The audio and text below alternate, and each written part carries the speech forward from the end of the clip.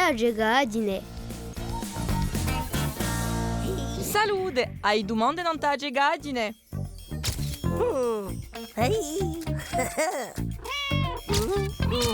E io e Sciucco ti rispondiamo subito.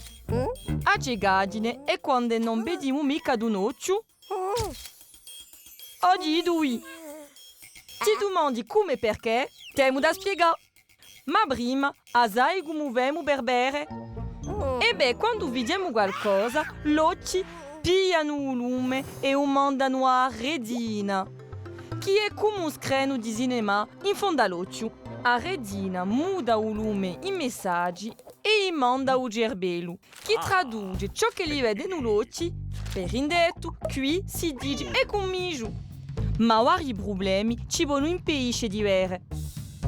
Se il lume non va fino a redina. Se a redina urige male. Se i messaggi non giungono al cervello. O se il cervello non la ci va a tradurli. Non si vede mica. È ciò che si chiama gegadine. Si gedando che non si muggeghi sia d'un occhio sia di due. Si può essere gego di nascita o diventarlo a poco ad un colpo. Può accadere per via di un accidente o di una malattia, ma si può godere la vita lì stessa. Si può fare ciò che lo vage tutto ognuno, ma altrimenti. Per indetto, invece di legge con l'occhio, si legge con usa il cielo braille. E si può fare una mansa di sporti.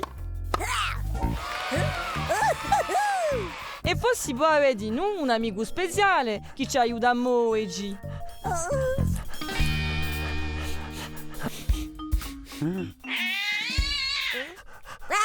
Ecco, ora capisci meglio che lei ha gegadine.